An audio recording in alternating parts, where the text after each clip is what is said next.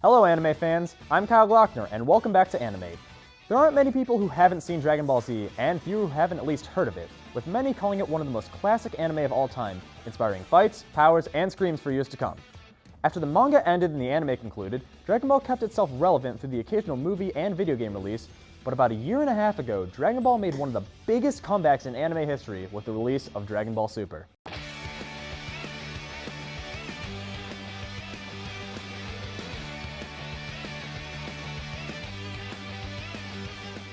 Dragon Ball Super continues right from where Z left off, showing us what Goku, Vegeta, and the rest of the Z Fighters have been up to in the years since defeating Majin Buu. A lot of the beginning of Super may sound familiar, and that's because the first two arcs of Dragon Ball Super were shown as movies for Dragon Ball Z before being adapted into anime episodes. Now, with a series as big as Dragon Ball, it's not as easy to say what's good, bad, and ugly in this short amount of time, so I'm going to go through each major saga pretty quickly and talk about what they did right and what they did wrong. Keep in mind, there are spoilers ahead. Beginning with the Battle of Gods arc, I really enjoyed the threat that Beerus presents. I mean, sure, Cell and Buu were a challenge for the Z Fighters, but when you see Beerus destroy entire planets on a whim, I can only think back to the terror Frieza brought to the series when we first met him on Namek.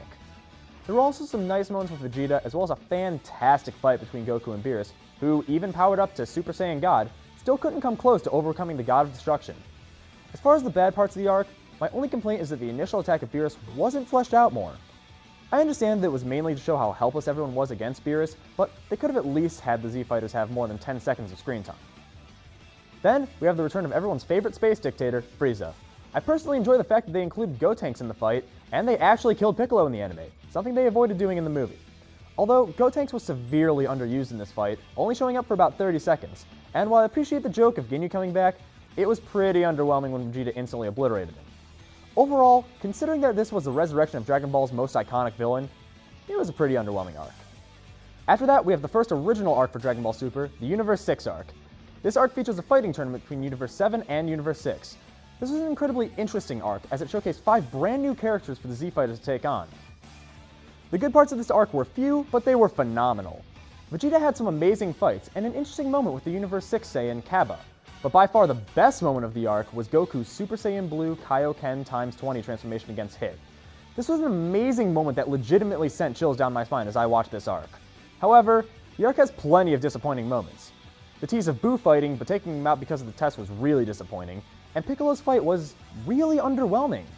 The arc was incredibly short overall, but this is somewhat excusable, as it was a tournament arc with no subplots going on during the fighting. Overall, it seems like it merely served as a setup to the Universe Survival arc, but I'll get to that later. Up next, we have the most controversial arc, the Future Trunks arc. This arc features the return of Future Trunks confronting an evil version of Goku, who we later find out is the Kaioshin in training, Zamasu, working with himself from another timeline. Now, I said this arc is controversial because while there are some fantastic moments, there are equally terrible moments. The good moments include a fight between Future Trunks and Goku, and by far the best moment was the return of Vegito, showcasing, in my opinion, one of the best fights of Super, from animation to actual content. The bad parts, however, are agonizing to watch.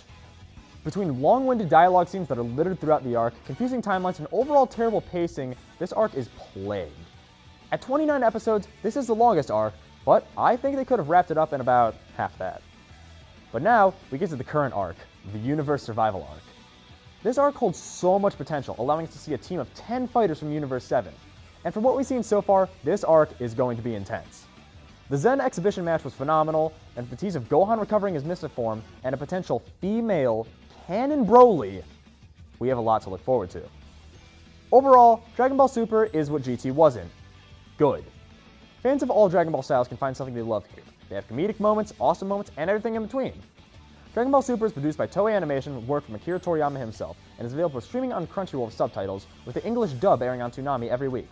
I can honestly say that with all the potential of the Universe Survival arc, I'm looking forward to the future of Super. Now that's all the time I have for today, but be sure to let me know what you think by tweeting me at ZTV goofing off using the hashtag Animate. Until then, I'm Kyle Glockner, and this has been Animate.